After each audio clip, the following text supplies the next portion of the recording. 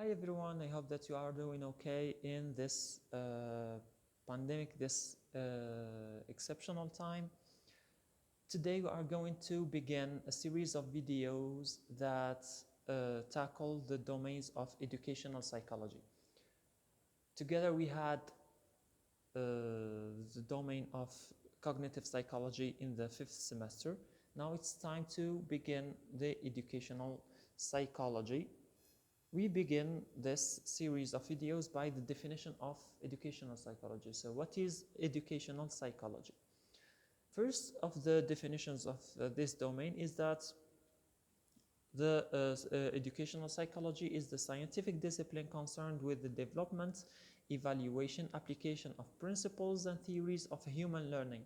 According to Whitrock, human learning is a domain rich with many phenomena that we need to apply some principles and theories in order for the human being to develop and evaluate his learning. A second definition of educational psychology comes from Golu and Golu in 2003, which states that educational psychology is a discipline that studies the genesis, structure, and the psychic phenomena in terms of procedural learning activities to increase their efficiency. So, to Golu, the main spotlight of educational psychology is to make the learning activities more efficient and to help both the teacher and the learner, or the pupil or the student, or anyone who wants to learn, for that matter, a way to just understand more the psychic phenomena that helps the learning process. Another educational psychology definition comes from the American Psychological Association that stated in 1987 that educational psychology is concerned with the development, evaluation, and application of A, theories and principles of human learning, teaching, and instruction, and B, theory-derived educational materials, programs, strategies, and techniques that can enhance lifelong educational activities and processes. This is one of the main definitions of educational psychologies that I prefer, because this definition englobes so many domains of educational psychology. We have the theories of principles of human learning. We have the teaching, what is teaching, and the scope of teaching, instruction as well. And we have the second domain, which is the educational materials, programs, and strategies, and also the techniques that can enhance lifelong educational activities. These are the main ideas, or the main categories that we are going to see along way with this series of lectures. Now we have another definition given by Whitrock again, which states that educational psychology includes the teaching of subject matter in schools, the learner's cognitive and affective processes, self-concepts, preconceptions, and background knowledge, personality development, intellectual development, testing, measurements, assessment, evaluation, professional and occupational training, and in-service education. This also is one of the well-detailed definitions of educational psychology that we are going to see. It tackles mostly the main ideas of educational psychology. Now, if we take another look to the content of educational psychology according to the definitions that we gave, the first thing that we are going to see in educational psychology as the content is the theory of psychological human development. We know that for each state of development, we have between parentheses, a new way of teaching and new capacities to help the human being learn and develop. So psychological human development help us in, let's say, the domain of education. Another content of educational psychology is the psychological theories of learning. These psychological theories of learning are going to be seen for the next lecture, which mainly interest in how the human being learns and acquires new knowledge, and what is the difference between learning and, let's say, teaching, for example. Another content of educational psychology is the psychological theory of the human personality. I know that when we go to a classroom or an amphitheater for that matter, we have so many personalities that the teacher may encounter in his career. So it's very important for both the teacher and the student to understand some variations in human personalities and the effects of this of these variations into the domain of education. Also, as another content of educational psychology, we have the psychological theories of motivation. We have one of the biggest issues in educational psychology is motivation. So how to motivate and be motivated in the, let's say, in the process of education. The theories of motivation are also going to be tackled later on this series of lectures. Also, as one of the main contents of educational psychology is assessment, approaches and strategies. We know that different teachers, as you saw perhaps in previous years or even in this year that you are studying as seniors, many teachers has many approaches of student assessment, how to assess student development, how can we know that the student got the information that is needed to be known, and etc. Now, to discuss another scope of educational psychology is the history of the domain itself. We can trace the beginning of the domain since the early Greek civilization. For example, Plato and Aristotle discussed many educational psychology kinds of, let's say, themes. For example, what type of education appropriate to different kinds of people? For example, what's the difference between training the body and cultivating the psychomotor skills? For example, how to form a good character, how to be, for example, or to have moral education. Also, what's the role of the teacher in this process? What are the relationships between the teacher and students that help as a mean of transferring the knowledge between the two parts, etc. Also, when it comes to the history of this field, we have in ancient Rome, for example, Quintilian, that argued that public schooling is better than private education to preserve democratic ideals. This, let's say, this argument is still new, and it's still, let's say, current to our present time. Also, we have his contribution.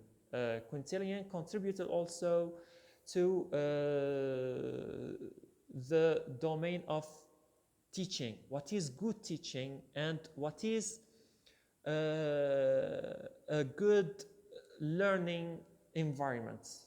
According to Quintilian, he condemned the physical force as a method of discipline, which is mainly the let's say, the recent current in education, which is avoiding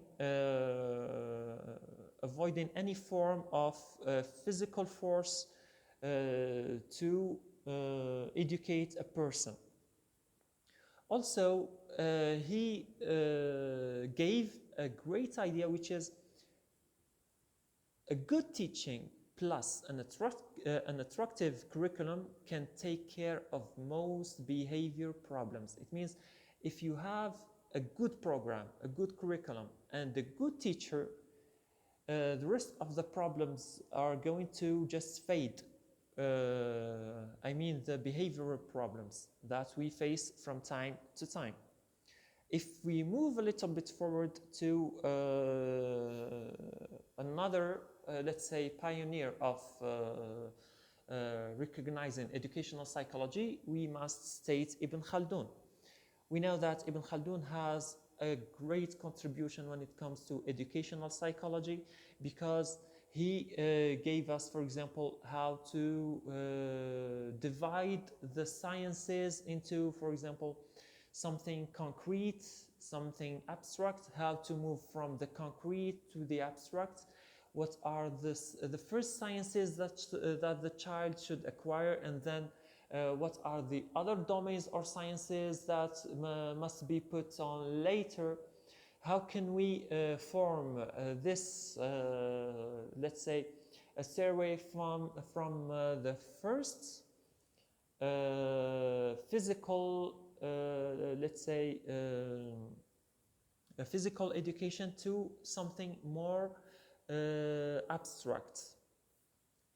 When it comes also to the history of educational psychology, we have also Juan Luis Vives, which is a great contributor to the domain of educational psychology, because he stated that teachers and educational responsibles should first, let's say, form themselves. It means that before teaching the students or the learners, teachers must be formed. That you have to be a good teacher. This is the first thing. The second thing, Luis Vives also contributed to what we call now as active learning, because he noted that what is learned must be practiced. So practical knowledge is, let's say, is crucial to the domain of educational psychology. And he also discussed the school's role in the moral growth. What is the role of the schools in developing the moral, let's say, capacity of the learner, which is very founding or an anticipating work for the contribution of, for example, John Dewey or Jean Piaget. Also, he wrote about learning as being dependent on self-activity. Means the importance of self-activity, which is what we call now the metacognition, or the foundation of recent metacognition on education. So students must be let's say, between parentheses, self-educated. They have to be, the education must come from the student himself. Also, he discussed one of the major issues when it comes to education, which is the evaluation and assessment. According to Luis Vives, he stressed that evaluation must be put on the basis of the student's very own accomplishments. It means that when do we know that a student has learned something? When we compare it to his past experiences. So not to the experiences of his peers, for example. Also, let's move a little bit in the history of educational psychology. We have Comenius. Comenius has a very interesting contribution to the, let's say, educational psychology, because he wrote that education must be, how to say it, must be developmental. We must use visual aids in instruction. And then this instruction must be from a general perspective, and then we move to the specifics, to the details of that science. And understanding, according to Comenius, understanding, not memory, is the goal of the instruction. It means that we must not rely on the memory, but we have to rely on our understanding to the subjects. It means that we have an opportunity to teach the students based on this characteristic. Also, we move a little bit forward with the history of the field, which is the contribution of Johann Friedrich Herbart, which is a Herbartian, for example, they say Herbartian approach, because Johann Friedrich Herbart was, or he was considered as the voice of the modern era of educational psychology, because he created the scientific approach in the studying of education. So by this way, he created what we call now the schemata, as we are going to study in the later lectures. Schemata in learning and retention are highly promoted by Johann Friedrich Herbart, which promoted teaching by means of logical progression of learning. It means that we have to use logic in studying education itself. Let's move a little bit forward with the history of educational psychology. We finished this domain with the contribution of Meyer Reiss, which was highly controversial in the beginning, because according to him, we have to separate between what is good teaching and what is effective or efficient teaching. According to him, or his approach, which was empirical classroom-based research. It means that we must not just test the psychological theories in labs, but we have to test them in class. So, according to him, it was not for the child to work for education. It was the teacher. This was a highly controversial domain, and still is, because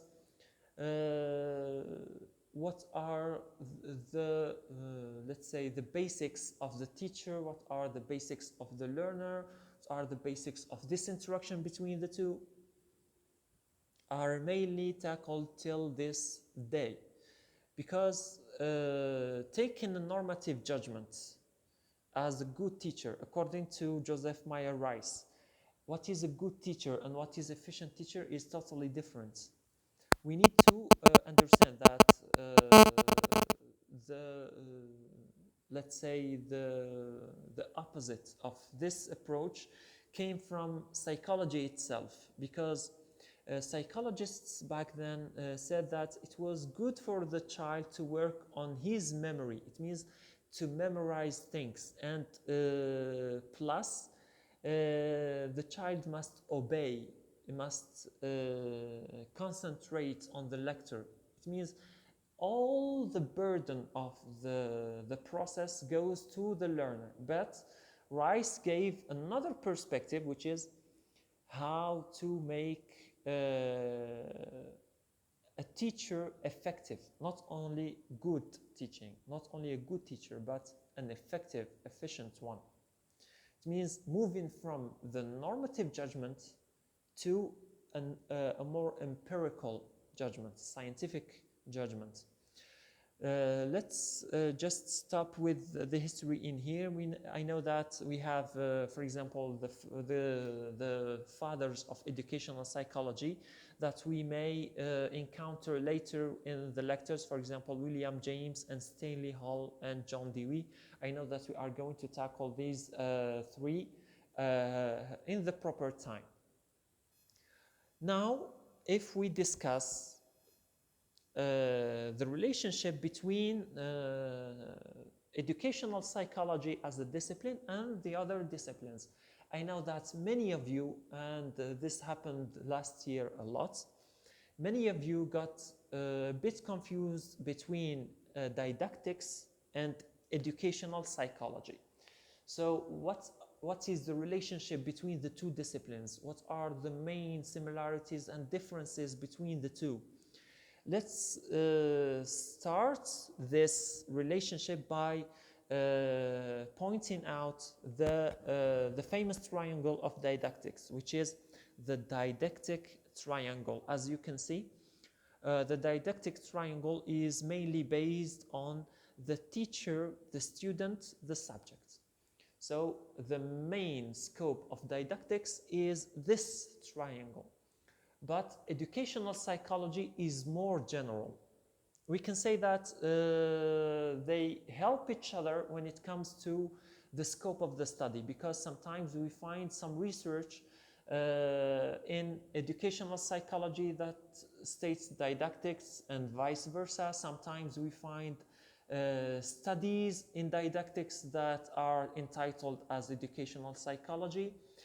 Sometimes we find some studies in didactics, but in fact they are in educational psychology, because this terminology comes mainly from the differences between regions. For example, we have the American approach, the Nordic approach, or the German approach. From this point of view, didactics came as, let's say, a cousin or a related science to educational psychology, because didactics, or the questions that are asked in didactics, which basically is the art of teaching, how to improve teaching, comes from this triangle. As you can see, we have the relationship between the teacher and the student, which is an interaction, a socio-cultural interaction. We have also the teacher and the subject. We have also the student and the subject. As you can see in the triangles below, for each, for example, for each pioneer of educational psychology, we find a different approach. For example, what is didactic according to Socrates? It means the direction of didactics goes from the teacher to the interaction between the learner and the subject. It means the teacher as a facilitator. For example, another approach in didactics comes, for example, in Hugo's approach, which is an interaction between the teacher and the content, and how to transfer this knowledge to the students. A different approach, for example, in Comenius, as we discussed, the subject matter that relates or creates an area between the teacher and the students. Mainly, didactics, as you can see, is this narrow relationship between the three subjects: the subject or the content, the teacher, and the students. This is why it's better to put on a small table that differentiates between the two disciplines. For example, we have in the mission of didactics is to build a model or a system for instructional process in the society. But educational psychology is more general. The mission of educational psychology is to develop a theory in the area of educational psychology. Also, when we take a look at the philosophical background, we see that didactics comes mainly from a German Nordic, let's say, background. This is why we find that didactics is mainly related to a philosophy of the Geisteswissenschaften. It means the sciences of the mind. It can be translated loosely to the sciences of the mind or the humanities, and the hermeneutics and the empiric analytic. When we go to educational psychology, we find that it's more empiric analytic approach. Also, it's an approach or interpretative, or how to interpret the data that we get from this area. Also, the concerns are different, contexts are different. I can leave you with the table to see the differences between the two, when I can say in general that didactics is more context dependent. It means that it's more related to teaching, more related to what we say, the instructional process of education in general. Education, when it comes to education, is more like a living science, a more general science that interests, that has in a way some tides. We go to general psychology, then we go to specific matters. It's like tides, as I said.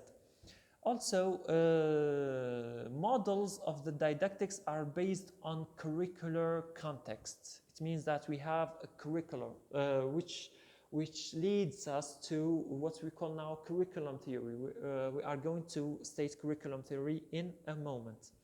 So, just to conclude, we say that didactics is a sub-area of education. It means it's a part of education mainly interested in the trilogy of teacher, student, curriculum.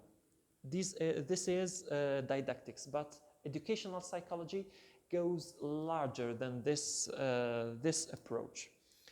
Also, another discipline, another domain is educational psychology and school psychology. Sometimes you hear educational psychology, sometimes you hear school psychology. What is the difference between the two domains or the two disciplines is simply that school psychology is more, let's say, empiric, more related to children, more related to behavioral issues in schools.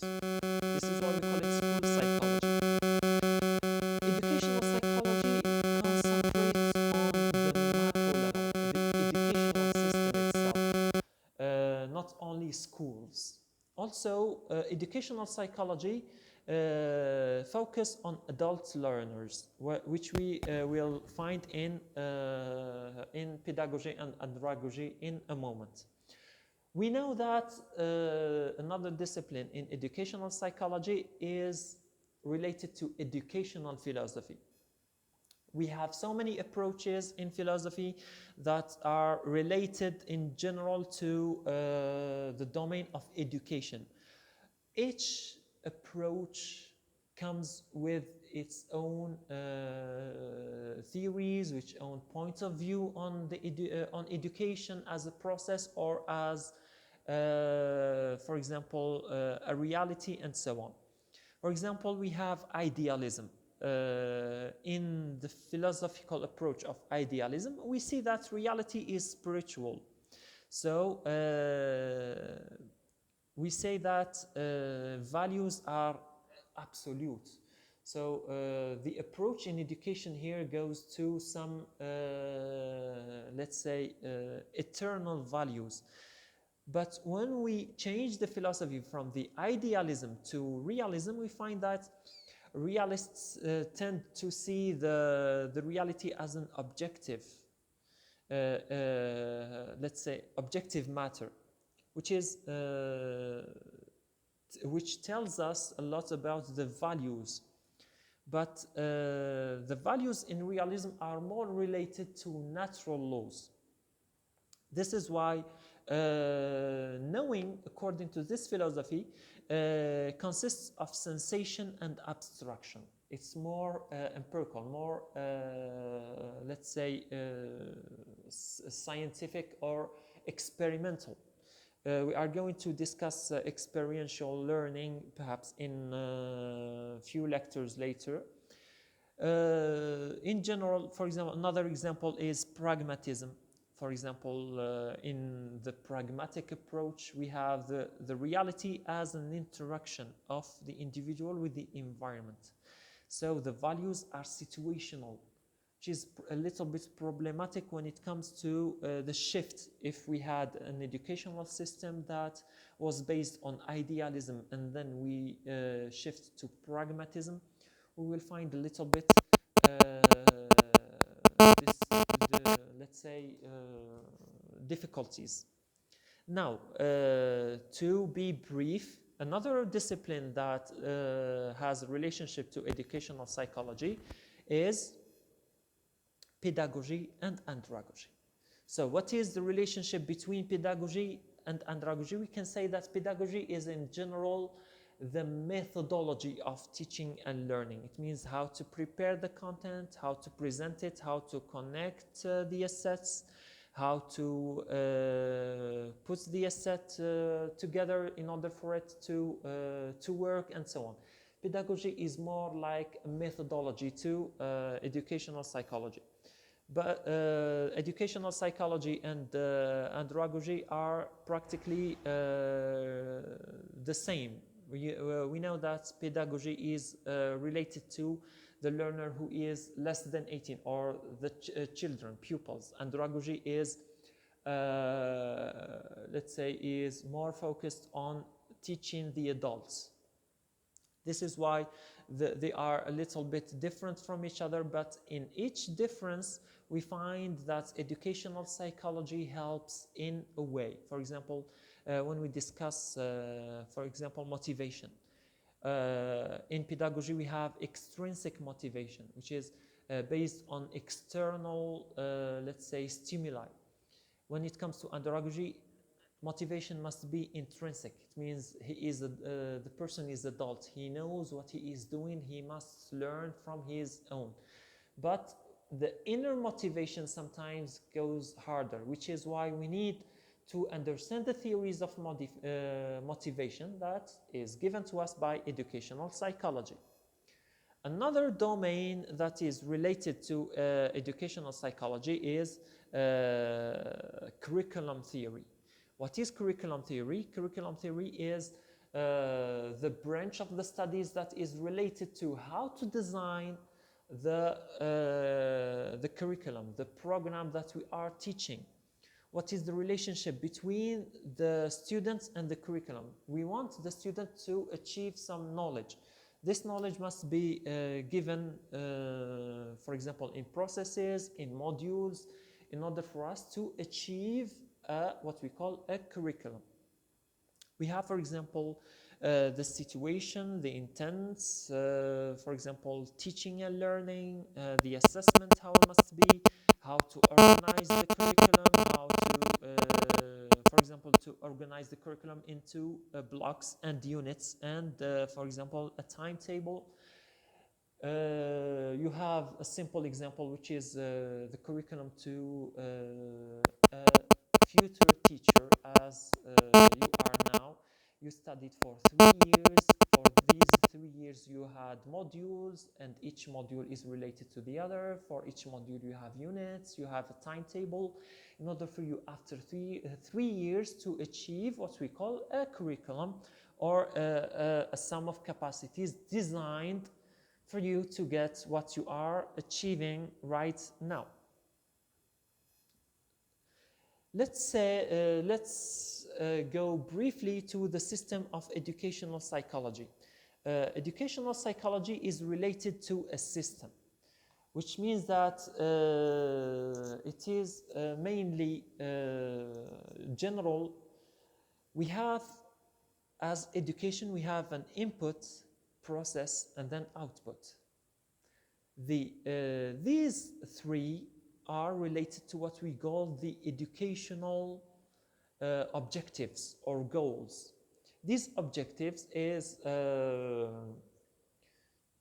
what we call the finalities of what we are doing in the process of teaching and learning. We have the educational input. For example, not only, we don't mean only the educational input as the facilities or the characteristic of the students, but also the characteristics of the teacher. It means we have facilities, we have characteristics of the students, for example, the readiness to learn, the eager to learn, motivation, the state of the learner before this process, his characteristics, psychological, physical, etc. Also, we have the experience of the teacher. We have so many things that are related to the input itself. And then we have the educational processes. It means here comes didactics, the teacher styles and techniques, comes the interaction between the teacher and the students, the subject matter, and we have also the administrating style, technique, and the operations. In order for these two to function, we need to get the output that we desire. What do we mean by the educational output? It means the achievements of the attitude and the behavior, also the capacities that the student or the learner achieved during this process. This system must be evaluated by assessment. We call it educational assessment. How or to what extent the student got the objectives that were traced for him. Now, the educational psychology has some goals. Educational psychology is a science. So as a goal, the first goal of educational science is to explain, try to understand what is the relationship between the educational phenomena, the educational needs, and for example, what is the relationship between these needs, educational needs, and the needs or motivation of the students. We need to understand the process itself. Second, we have, for example, to predict how can this educational system or this education can help us achieve what are the aspects not only of the individual but the society, because society is aspiring something from educational system. Why is this educational system is put into motion is to get a good and let's say between parentheses util output for society. We need, for example, engineers, doctors. We need so many other, for example, categories, socio-professional categories. How can this system provide to the society this outcome? We need to predict. Also, when it comes to the process itself, if I do this technique, what does it give me as an outcome? The third goal of educational psychology is trying to control the phenomena itself, the phenomena of education, because we cannot leave education, since it's so important, we cannot leave it as a normative science, or this is good, this is bad. No, it must be scientifically followed. to resume, what is the importance of educational psychology? For you as future teachers, now you are seniors, but I know that so many of you is preparing himself or herself to be a future teacher in middle school, high school, primary school, even educating your own children. First of all, you need to understand that a new generation is emerging. You are now seeing yourself as a student, but in 2 years from now, you are going to be teachers. You are going to deal with a different generation, different from your own generation. This new generation has new aspires, new, for example, new behaviors, new accessibility to information, etc. Another important aspect of educational psychology is the emergence of the new technology, especially when it comes to the domain of teaching and learning. We have so many technologies that help the teacher and the student to get the information. So what's the role of the teacher in this new technology? Also, we have more and more teachers who are more professional. It means that the professionalism of the teachers is growing day by day. So we need to understand the educational psychology in order for us to manage our classes and our work as teachers efficiently. We have also some external effects.